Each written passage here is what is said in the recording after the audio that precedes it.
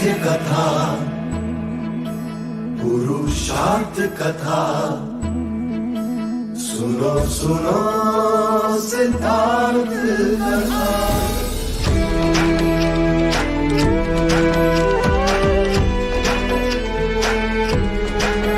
संसार में दुख का कारण क्या, संताप शोक का निवारण क्या। संसार में दुख का कारण क्या, संताप शोक का निवारण क्या। इस खोज में सब कुछ त्याग दिया, हर वैभव से वैराग लिया। वो सृष्टि से संयुक्त हुए, सिद्धार्थ से गौतम बुद्ध हुए।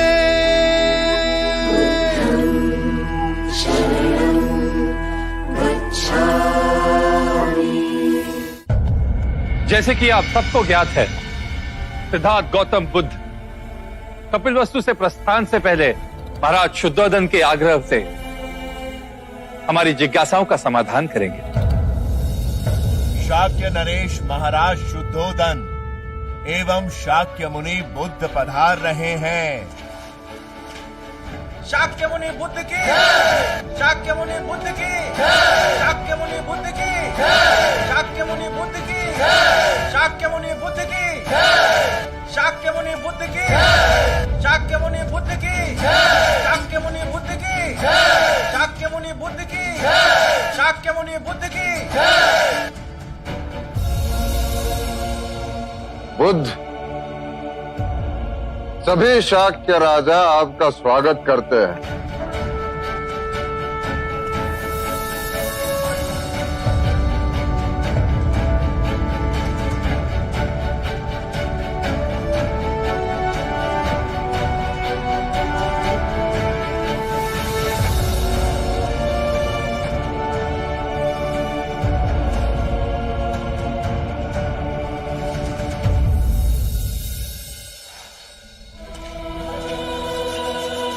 राजनीतिक जीवन में अर्थात प्रजा का शासन करने में आपका मार्ग हमें कैसे जागरूक कर सकता है?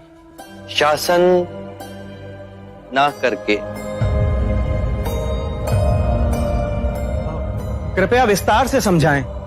पहला भाव जो आपको आपके अंतर से खोना है वो है आपका अपना शासक भाव, और जो भाव आपको अपने अंतर में जगाना है वो है मैत्री पिता भ्राता का भाव। कर्म के चक्र से यदि आप राजा बने हैं तो केवल इसीलिए कि आप अपनी प्रजा की आंखों के अश्रु पहुंच सकें, उनके दुखों को दूर कर सकें। यही कृत्य आप अपने घरों में हर दिन करते हैं पिता बनकर। तो फिर आप सब ये भाव शासक बनकर क्यों नहीं करते? क्योंकि आप स्वयं को प्रजा से भिन्न समझते हैं, इसीलिए आप सब पूछते हैं कि जागृत शासक कैसे बने। ये प्रश्न आप तब नहीं पूछते जब आप पिता बने थे कि हम पिता कैसे बने, क्योंकि वहां अपनत्व का भाव है। तो इसी भाव को और विस्तृत करें। सभी अपने हैं, सभी के दुख अपने हैं। सबको न्याय और आनंद देने का जो ये मार्ग आप सबको प्राप्त हुआ है उसे व्यर्थ ना गवाएं। शारीरिक रोगों और मानसिक दुखों से तो जन जन पीड़ित है, पर उनको आप सामाजिक न्याय देकर उनके जीवन को सुखमय तो बना सकते हैं। मैं इस क्षण को कदापि नहीं भूल सकता। आपने मुझे जगाया है। शाक्य मुनि बुद्ध की शाक्य मुनि बुद्ध की शाक्य मुनि बुद्ध की शाक्य मुनि बुद्ध की शाक्य मुनि बुद्ध की। आज आपने हमारे बंद हृदय का द्वार खोल दिया। आपका सूर्य जहां जहां चमकेगा वहां हर्ष और उन्नति परछाई बनकर आपके पीछे आएगी। आप स्वयं शाक्य के महाराज बनकर हमारा नेतृत्व करें तो जन जन का हित होगा महात्मन।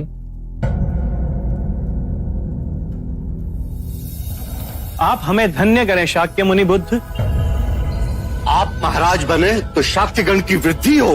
आप हमारा नेतृत्व करें, आप हमारे राजा बने। हाँ हाँ हाँ हाँ हमारे राजा बने। आप हमारे राजा बने। आप ही इस सिंहासन के योग्य हैं। मैं इसी क्षण आपको कपिल वस्तु का महाराज घोषित करता हूं। शाक्य मुनि बुद्ध की शाक्य मुनि बुद्ध की शाक्य मुनि बुद्ध की। आभार आप सबका। आप सभी मुझे शाक्य का महाराजा बनाना चाहते हैं। धर्मयुक्त राजनीति का पालन करते हुए प्रजा का भला करना चाहते हैं। क्या आप लोग ये नहीं चाहते कि मैं इसी प्रकार समस्त मानव जाति का कल्याण करूं? यदि मैं शाक्य महाराजा बना तो केवल शाक्य गणतंत्र तक ही सीमित रह जाऊंगा, परंतु अब सारी मानव जाति मेरी है। मैं समस्त मानव जाति का हूं। मैं हर राजा, हर सम्राट से मिलूंगा। उन्हें धर्म के मार्ग का पालन करते हुए राजनीति करने को कहूंगा।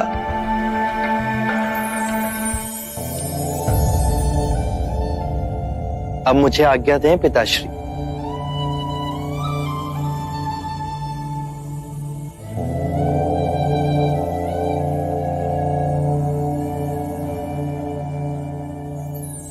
शाक्य मुनि बुद्ध की शाक्य मुनि बुद्ध की शाक्य मुनि बुद्ध की शाक्य मुनि बुद्ध की शाक्य मुनि बुद्ध की शाक्य मुनि बुद्ध की शाक्य मुनि बुद्ध की शाक्य मुनि बुद्ध की शाक्य मुनि बुद्ध की शाक्य मुनि बुद्ध की। बुद्ध की विदाई आंसुओं से नहीं होगी।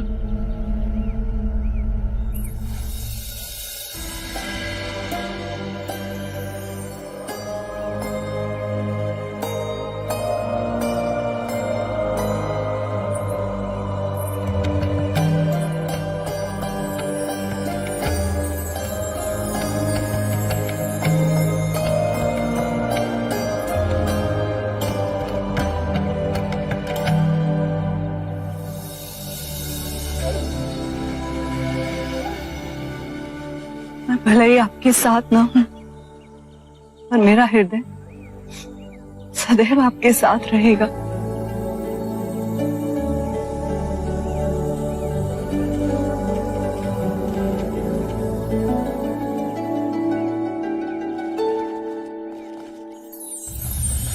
शाक्य मुनि बुद्ध की शाक्य मुनि बुद्ध की शाक्य मुनि बुद्ध की शाक्य मुनि बुद्ध की शाक्य मुनि बुद्ध की शाक्य मुनि बुद्ध की शाक्य मुनि बुद्ध की।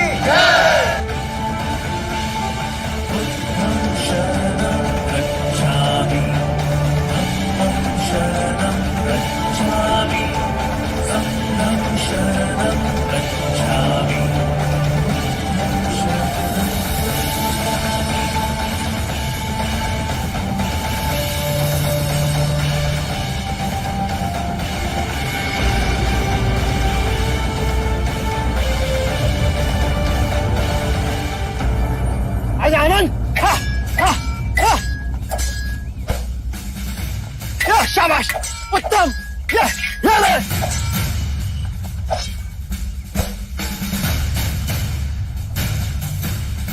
बहुत अच्छे आनंद, बहुत अच्छे।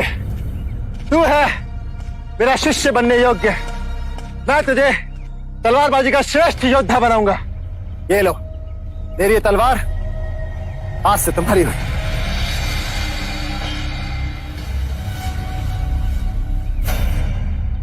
युद्ध के क्षेत्र में ये विचार करके बैठोगे तो सर धड़ से अलग कर दिया जाएगा महानाम। सोच रहे हैं अपना शीशी दे दे। बहुत दिनों से सोच रहे हैं, पर अब निश्चय कर लिया, राहुल और नंद की तरह हम दोनों भी भिक्षुक बनेंगे। ओम भगवती भिक्षाम देहि। हम भूखे हैं, हमें भीख चाहिए। अरे मत आओ उस पाखंडी बुद्ध की बातों में। विष भरे तीर चला रहा है वो। अमृत है, आप नहीं समझेंगे ज्येष्ठ। मैं नहीं समझता। अरे वो पाखंडी राजाओं को भी भिखारी बना रहा है। दुख दूर करने की बात करता है लेकिन केवल दुख ही दे रहा है। हर उस वस्तु से दूर कर रहा है जो आनंद और विलास दे। अरे वो तो पागल है, लेकिन तुम तो समझदार हो। नहीं थे, पर अब समझदारी आ रही। माता पिता की आज्ञा लेकर हम बुद्ध की शरण में जाएंगे।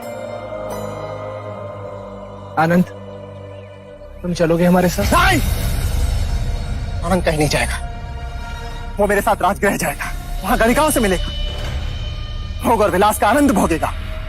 अरे मैं फिर कहता हूं, तुम भी चलो मेरे साथ। स्वयं अजात शत्रु ने मुझे अपने राज्याभिषेक में आमंत्रित किया है। पर वहां तो महाराज बिंबिसार। किंतु अब तख्ता पलट चुका है। बिंबिसार कारागृह में अंतिम सांस ले रहा है। अरे मैं फिर कहता हूं, चलो मेरे साथ राजगृह में। जहां पिता की हत्या पुत्र करे, वहां मैं नहीं जाऊंगा। मैं बुद्ध की शरण में जा रहा हूं। और मैं भी आपके साथ चलूंगा। अनुज, तुम?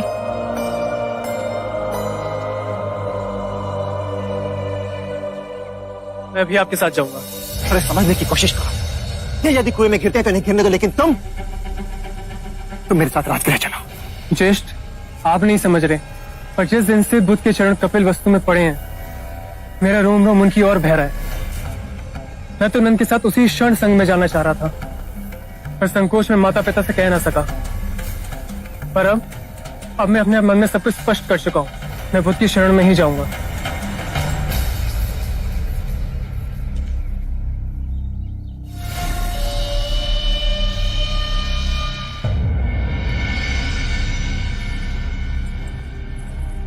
आप तीनों ने हमें यहाँ क्यों बुलाया?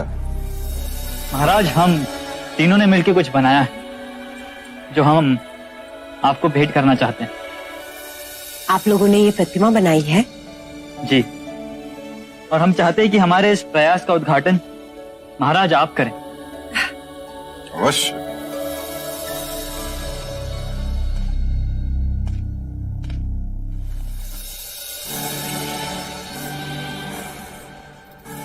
अप्रतिम।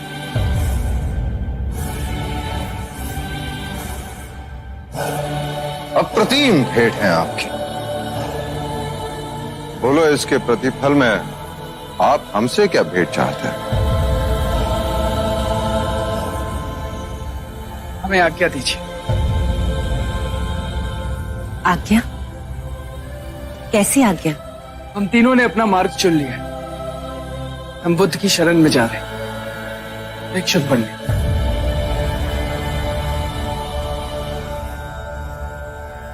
मेरे पुत्र भी भिक्षु बनना चाहते हैं। 3 पुत्र जने, वो भी हमें छोड़ के चले जाएंगे? माँ? नहीं, कोई नहीं जाएगा। मैं तुम्हारी माँ हूं, और इस पथ पर जाने से पहले तुम्हें मेरी मृत्यु शैया पर होकर गुजरना होगा। माँ, कृपया करके ऐसा प्रण ना ले। ये विचार आप लोगों के मन में कैसे आए? जब से बुद्ध का मनोरम रूप आंखों में बसा, हम तीनों अलग इसी सोच में थे, पर अब हमारा मार्ग स्पष्ट हो गया है। पर तुम तीनों कैसे जा सकते हो? जब राजकाज का भार उठाने की बारी आई तो तुम सन्यास की ओर जा रहे हो। पिताश्री, राजकाज का भार संभालने के लिए तो ज्येष्ठ देवदत्त भी है ना। हमारे बारे में नहीं सोचा? वृद्धावस्था में किसके सहारे जिएंगे हम? देवी, इन तीनों को मत रोको। एक समय मैं भी काल के आड़े खड़ा हुआ और अपनी मनमानी करने की सोची, परंतु काल ने मेरी सारी मनसों पर पानी फेर दिया। हुआ वही जो निमित्त था। सिद्धार्थ तो बिना आज्ञा लिए अपने पथ पर चला गया। ये तीनों कम से कम तुम्हारी आज्ञा तो मांगने आए हैं। जब हम माता पिता बनते हैं तो इस भ्रम में होते हैं कि हम अपने बच्चों के भाग्य विधाता हैं, परंतु जिसके प्रारब्ध में जो लिखा होता है वही होता है। और मेरे पुत्रों के प्रारब्ध में भिक्षु बनना? यदि इन्हें भिक्षु जीवन रास ना आए तो वो पुनः लौट भी सकते हैं। यदि इस समय हम इनके मार्ग की बाधा बने तो इनके साथ साथ हमें भी हानि होगी।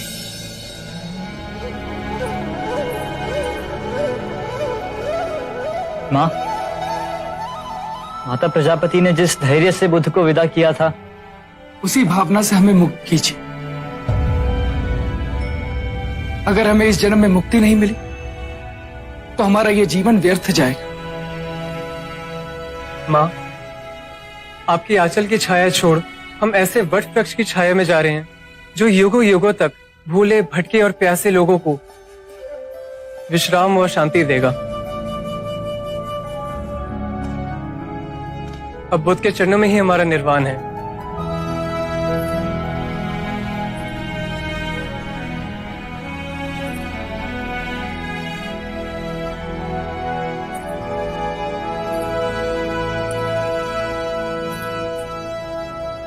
जाओ पुत्र, तुम्हें वो मिले जो हमें इस जीवन में नहीं मिला। जाओ।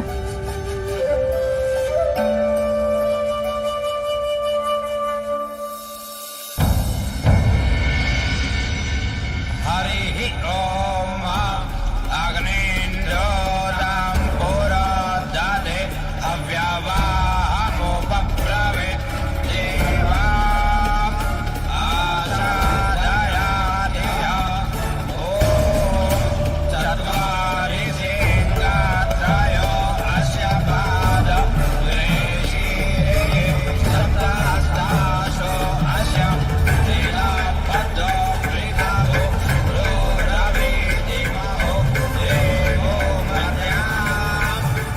ये सुंदर दृश्य देखने के लिए स्वयं भगवान बुद्ध नहीं आए? अरे कम से कम अपने किसी प्रतिनिधि को ही भेजते। हाँ, अजात शत्रु को हमने भगवान बुद्ध का शत्रु बना दिया है।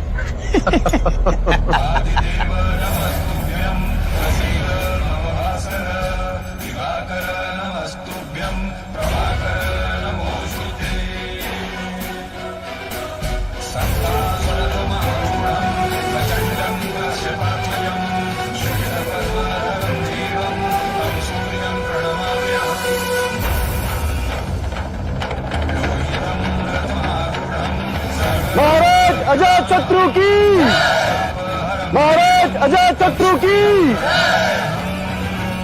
महाराज अजात शत्रु की, महाराज अजात शत्रु की, महाराज अजात शत्रु की, महाराज अजात शत्रु की। महाराज, प्रथा के अनुसार अब आपको राजमाता का आशीर्वाद लेना चाहिए। लज्जा नहीं आती तुझे? अपने ही पिता को कारागृह में डालकर अपने ही राज्याभिषेक के लिए मुझे बुलाने आया है तू? यदि वो आपके पति हैं तो मैं भी आपका पुत्र हूँ। मैं तेरी माँ नहीं। और आज इसी क्षण से तू भी मेरा पुत्र नहीं। चला जा मेरे सामने से, इससे पहले कि मेरे मुंह से तेरे लिए कोई श्राप निकले।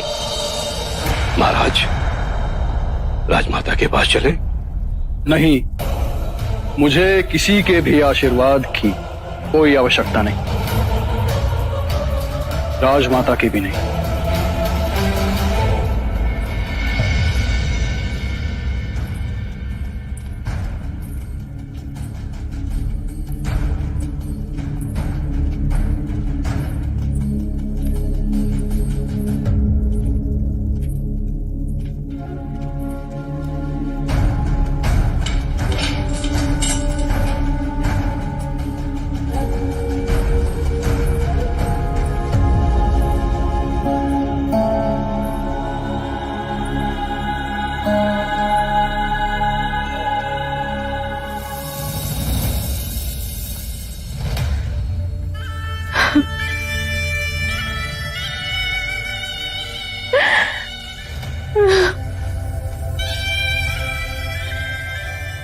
ये वैसे अधर्मी के सम्मुख ढाल बनकर खड़े हैं। क्यों उस कायर को जीने के इतने अवसर प्रदान किए? सर्वनाश हो उसका। बस मत श्राप दो उसे, मत बनो उसके कुकर्म के भागीदार। अपने मन का क्लेश और न बढ़ाओ। जो जिसका भोग है उसे भोगना है। आपको इस तरह भूखा मारने का प्रयास, और मैं इस तरह असहाय होकर ये सब अपनी आंखों के सामने देख रही हूं।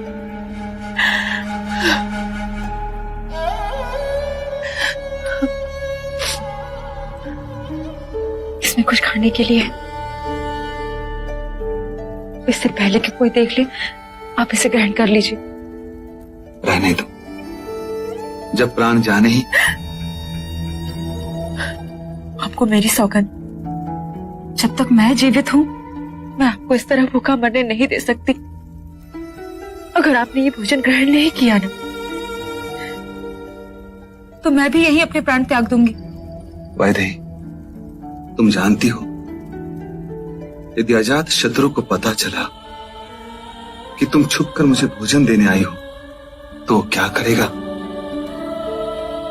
मुझे भी इसी कालकोठरी में मरने के लिए छोड़ देगा। क्यों संकट मोल ले रही हो? मैंने अन्न का त्याग कर दिया है। और मैंने अभी आपको अपने प्राणों की सौगंध दी है, और मुझे आशा है कि आप मुझे निराश नहीं करेंगे। तुम्हारी सौगंध ना तोड़ूंगा, अवश्य खा लूंगा।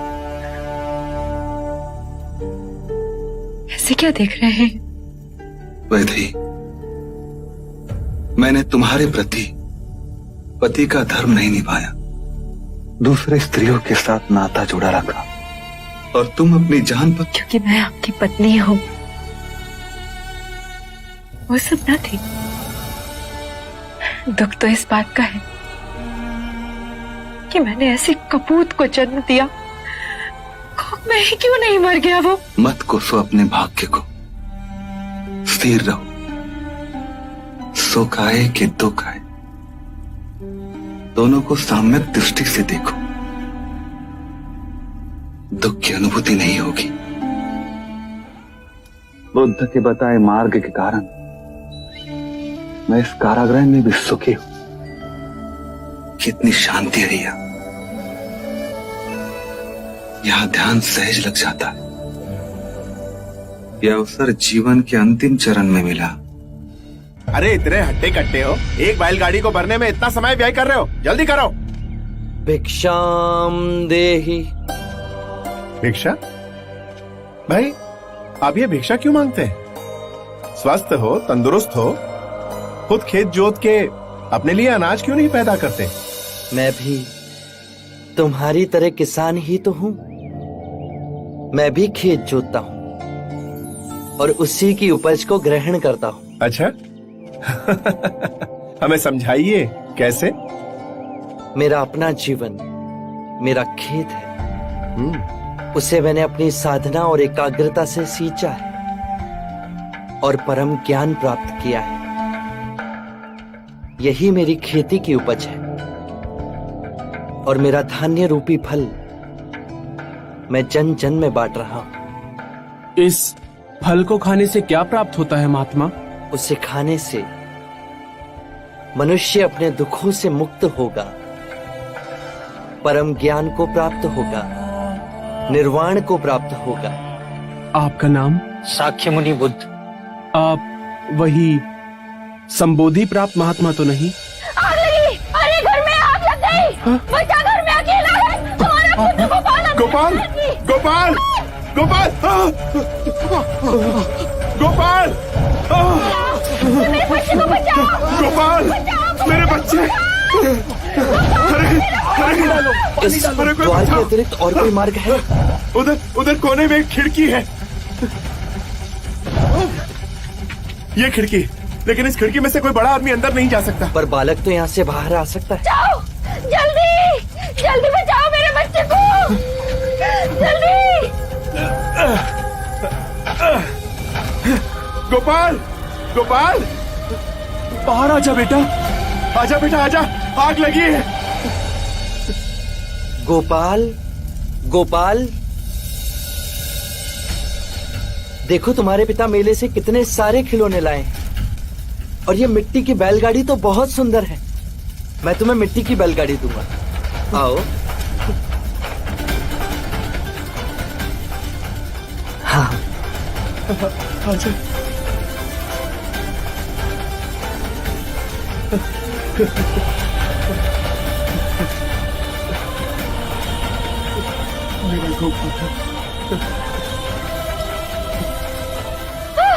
मेरा बच्चा!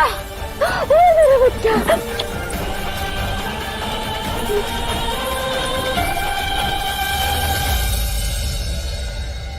तुमने बुद्ध को अपशब्द कहे थे, पर उन्होंने तुम्हारे प्राणों से भी अधिक प्रिय तुम्हारे पुत्र को तुम्हें लौटा दिया। अब क्षमा कर दीजिए, क्षमा कर दीजिए गुरुदेव। अब मुझे आज्ञा दें। आपने इस बच्चे को जीवन दान दिया है महात्मा। आपका ये उपकार मैं अपने प्राण देकर भी नहीं चुका पाऊंगा। आप साक्षात ईश्वर बनकर हमारे जीवन में आए। आपकी करुणा न होती तो आज। यही तो मेरे जीवन का उद्देश्य है। महात्मा हमें समझाएंगे। सुदत्त, मैं वासना, ईर्ष्या, क्रोध, मोह, लोभ से जलते घरों से लोगों को बाहर निकालता हूं। ये अग्नि जीवन को जला देती है। न जाने कितने लोग इस अग्नि की भेंट चढ़ चुके हैं। जैसे मैंने गोपाल को पुकारा, वैसे ही मैं सबको पुकारता हूं। उनके मन के द्वार इस अग्नि के ज्वर से बंद है, परंतु उनकी चेतना की एक छोटी खिड़की खुली है। गोपाल की तरह जो भी मेरी वाणी को सुन अपना पहला पग बढ़ाता है, उसे मैं इस अग्नि से सुरक्षित बाहर खींच लेता हूं। उन्हें मुक्ति का मार्ग दिखलाता हूं। और इसी तरह उनका पुनः जन्म होता है, जैसे कि मेरे गोपाल का हुआ। और कोई जिज्ञासा है? मेरी प्रार्थना है आपसे। मैं श्रावस्ती का वैश्य सुदत्त हूं। मेरी विनती है कि आप श्रावस्ती आएं और वहां अपने संघ की स्थापना कर वहां के जन जन को मुक्ति के मार्ग का ज्ञान दें। मैं अवश्य आऊंगा सुदत्त, परंतु मेरे साथ मेरे भिक्षु भी होंगे। बुद्ध, जब आप मगध में थे तो सुना महाराज बिंबिसार ने वेणुवन आपको भेंट दिया था। कपिलवस्तु में आपके पिता महाराज शुद्धोदन ने निग्रोधवन में आपके संघ का आयोजन किया। एक ऐसा अवसर मुझे भी दें बुद्ध। मैं श्रावस्ती अवश्य आऊंगा। मैं तुम्हें वचन देता हूं।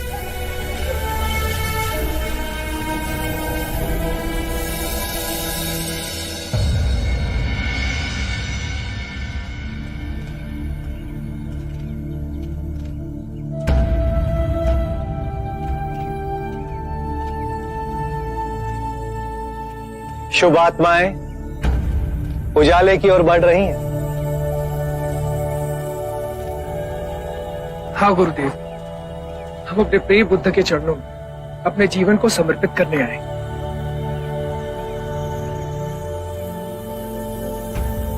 नंदो राहुल कहाँ हैं? सभी भिक्षु भिक्षाटन के लिए गए, बुद्ध भी गए। युवराज, युवराज! वाली तुम हमारे पीछे पीछे क्यों आए? जब आप तीनों मुझे गठरी देकर गए तो मेरे मन में आया कि मैं देखूं कि इसमें क्या है, और मैंने देखा तो इसमें बहुमूल्य आभूषण थे। ये आभूषण हमने तुम्हें स्वेच्छा से दिए। हम भिक्षुक बनेंगे, ये सब हमारे लिए व्यर्थ है। पली, तुमने नाई का कार्य करके कपिल वस्तु में हमारी इतने सालों तक सेवा की है, तो हमने सोचा कि जाने से पहले ये सारे आभूषण हम तुम्हें दे दें। ये आभूषण आपके आने वाले जीवन में आपकी सहायता करेंगे। वही तो मैंने भी सोचा। तुमने क्या सोचा? मैंने सोचा यदि कपिल वस्तु के युवराज रत्न और धन का त्याग कर बुद्ध की शरण में जा सकते हैं, तो मैं तो निर्धन हूं, मेरे पास तो त्यागने के लिए कुछ भी नहीं है। यदि बुद्ध के चरण में मुझ जैसे निर्धन को स्थान मिल जाए तो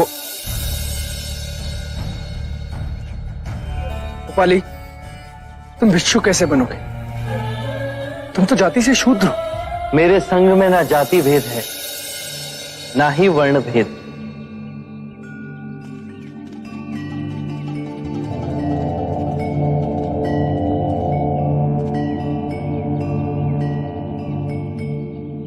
मैं सर्वप्रथम दीक्षा उपाली को दूंगा। उपाली, संन्यास के लिए सब कुछ त्यागना पड़ता है, परंतु तुम्हारा त्याग सर्वोत्तम है। युवराज, धन, ऐश्वर्य, आभूषण सब कुछ त्याग कर आए, क्योंकि वो इनका सुख भोग चुके हैं, इसीलिए त्याग सके।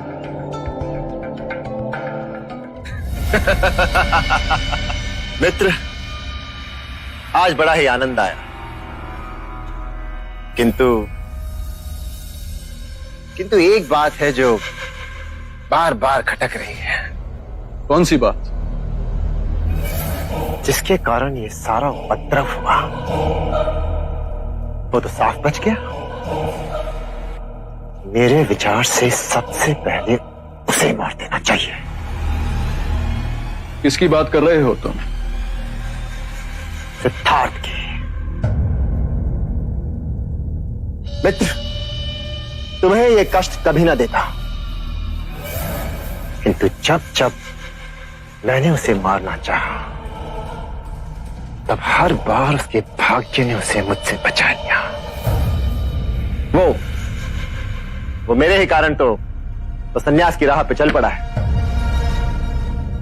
कुमार देवदत्त, ये बात आपने हमारे सामने कह दी, परंतु ये बात बाहर मत कीजिएगा। बुद्ध की हत्या का षड्यंत्र भी किया तो समूचे मगध में हम सबको विरोध का सामना करना पड़ सकता है। हाँ महाराज, कुलगुरु सत्य कह रहे हैं।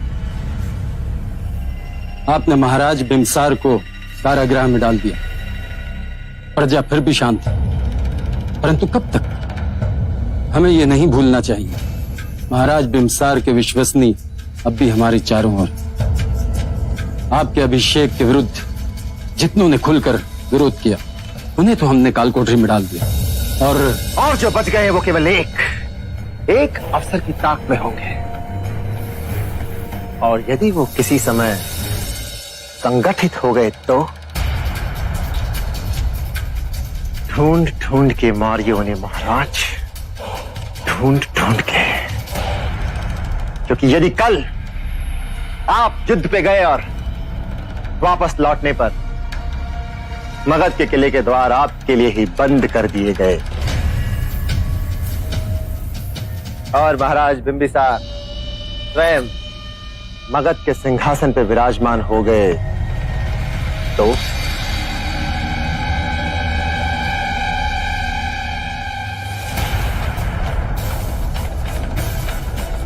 तो क्यों ना इस रोग को जड़ से ही काट के फेंक दिया जाए।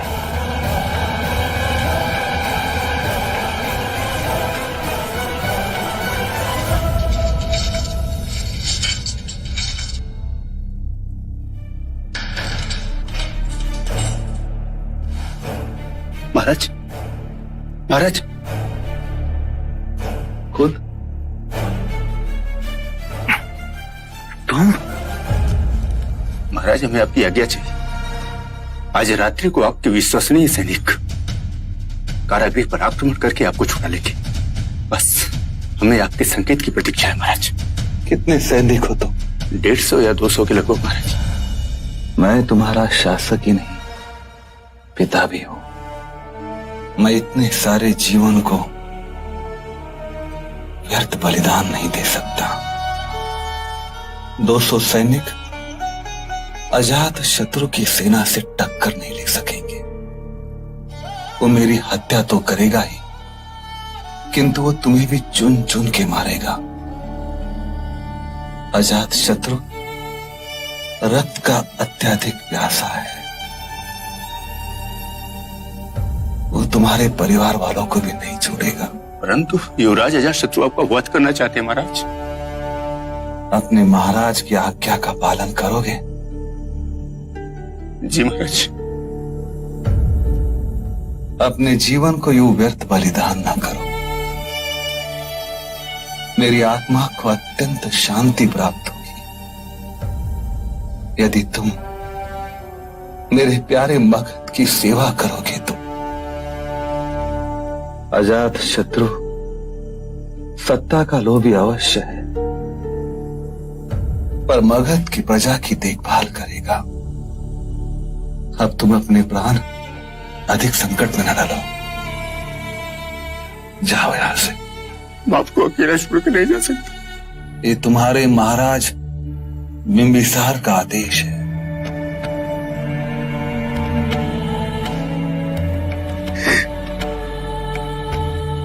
कुल तुम मुझे अपनी कटार दोगे? जी महाराज, आत्मरक्षा के लिए इतनी सी कटार उपयुक्त नहीं। आत्मरक्षा हेतु नहीं, इस कटार से मैं अजात शत्रु को पितृ हत्या के पाप से सदा सदा के लिए मुक्त कर दूंगा।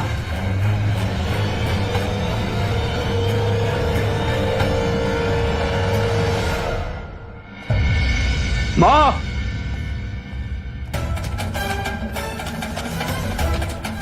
मैंने आदेश दिया था कि कोई भी महाराज को भोजन नहीं देगा, किंतु आपने कई बार मेरे आदेश की अवहेलना की और छुपते छुपाते महाराज को भोजन दिया।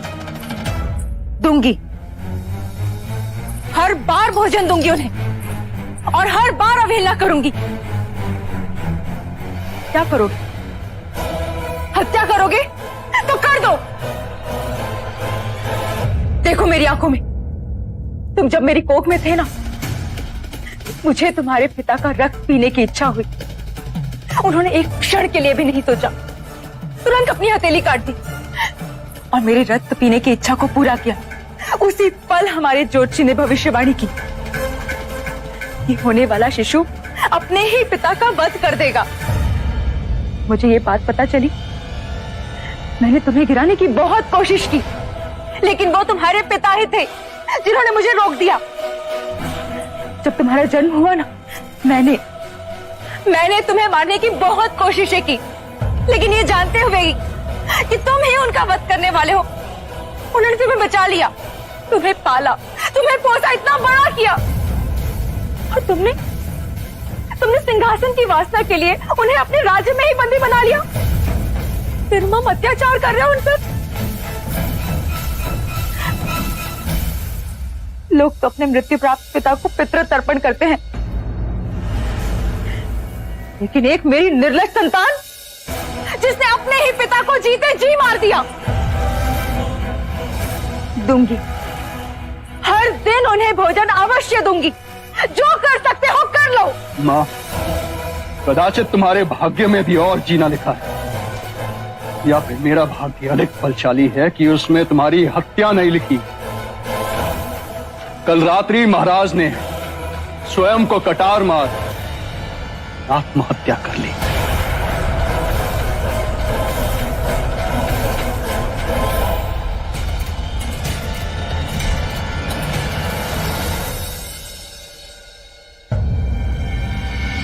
एक नगर वधु महाराज ने पत्नी का दर्जा दिया, हमारे पुत्र जीवक को पिता के और उनकी अपनी संतान ने ही। महाराज बिंबिसार ने अपना जीवन सचेत अवस्था में जिया। जो भी मनुष्य अपने जीवन को ध्यान पूर्वक जीता है उसे मृत्यु का भय नहीं होता। आम्रपाली, नहीं था भय महाराज को, पर मेरे हृदय में अजात शत्रु के लिए जो घृणा भरी हुई है। घृणा से घृणा मिटाई नहीं जा सकती, घृणा प्रेम से मिटती है और यही प्रकृति का अटल सिद्धांत है। तो मुझे मार्ग दिखाइए बुद्ध। जो समय बीत गया उसमें मत उलझे रहो और ना ही आने वाले समय के स्वप्नों को देख। इसी क्षण में स्वयं को केंद्रित करो। जो असहनीय वेदना है तुम्हें, उससे मुक्ति मिलेगी। आरंभ हो गई निर्वाण प्रथा, सुनो सुनो ये बुद्ध कथा।